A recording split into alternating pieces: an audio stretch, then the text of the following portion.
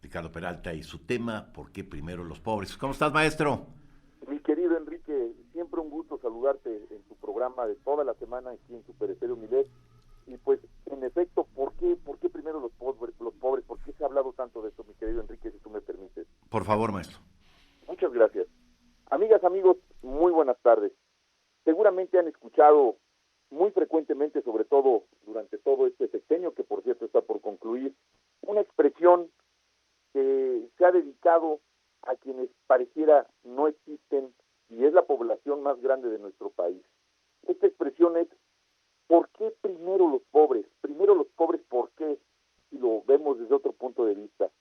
Bueno, quiero hacer referencia a todo lo que ha sucedido en nuestro país históricamente, las tres anteriores transformaciones, la falta de oportunidades, la equidad, la igualdad, dio como resultado la creación de un gran texto jurídico que además pues es un ejemplo internacional, nuestra Constitución, la Constitución Política de los Estados Unidos Mexicanos, donde se establecen todas nuestras obligaciones, nuestros derechos, para todos los habitantes de este país, de los ciudadanos de este país, para los que todavía no alcanzan esa ciudadanía, para los niños, los adultos mayores.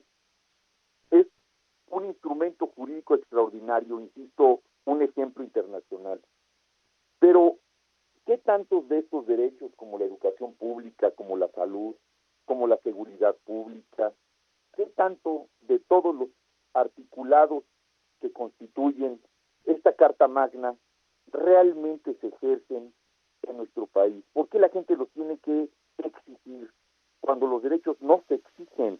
Los derechos simplemente se tienen que ejercer. En este momento, por ejemplo, yo estoy ejerciendo la libertad de expresión, la libertad de prensa. Ustedes tienen el derecho de escucharlo y si no les gusta cambian otra opción, que espero que no sea el caso, ¿verdad? Pero el estar ejerciendo nuestros derechos constitucionales no necesariamente significa que estos derechos llegan a todos los mexicanos.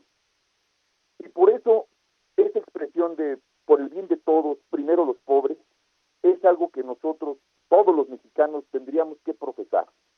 ¿Por qué primero los pobres? Porque ha sido México, desafortunadamente, una gran fábrica productora de pobreza durante décadas. Nuestra historia ha hecho que desafortunadamente solamente algunos cuantos hayamos tenido el privilegio de estudiar la licenciatura, la maestría, incluso doctorados o incluso estudiar en el extranjero, estudiar el idioma.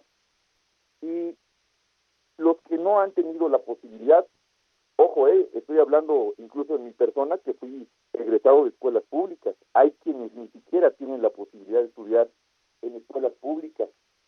Bueno, pues nuestro artículo 3 constitucional, que establece precisamente ese derecho, el derecho a la educación, establece que todos deben de tener ese acceso a la educación.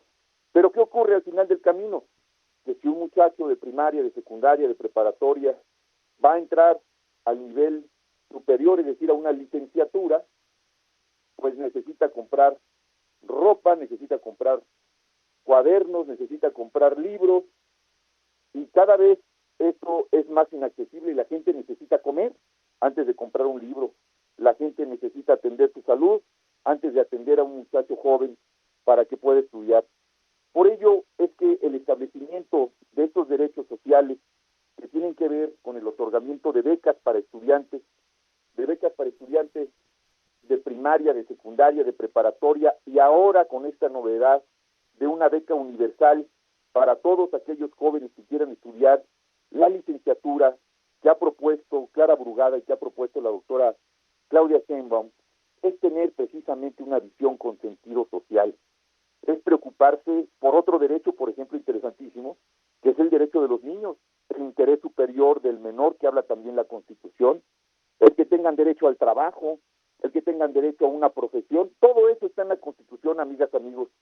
Por eso yo los invito a que conozcan cada vez más nuestra Constitución, porque no es simplemente un marco jurídico, es nuestra Carta Magna que establece todos nuestros derechos y que, insisto, deben de ser ejercidos de manera gratuita. Ninguna autoridad, ninguna institución y derecho constitucional. Por ello, por el bien de todos, primero los pobres. Muchas gracias, mi querido Enrique, amigas y amigos. Buen provecho, que ya es hora de comer. Abrazos, maestro. Muchas gracias, querido Enrique. Hasta pronto. Ricardo.